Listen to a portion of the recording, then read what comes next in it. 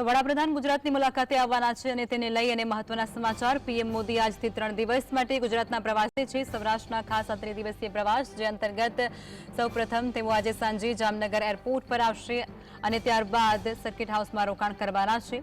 સાંજે જામનગર એરપોર્ટ પર વડાપ્રધાન મોદી ઉતરશે, જેમાં 7.5 કલાકની આસપાસ જામનગર એરપોર્ટ પર વડાપ્રધાન નરેન્દ્ર મોદીનું આગમન થશે।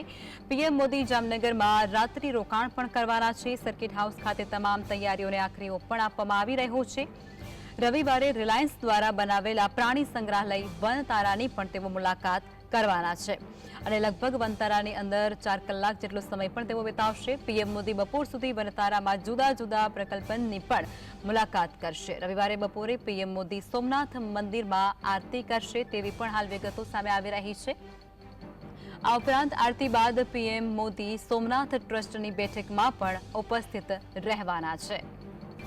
પીએમ મોદી અમિત શાહ અને ટ્રસ્ટીઓ સાથે સોમનાથના વિકાસની ચર્ચા વિચારણા પણ આ બેઠકની અંદર કરશે।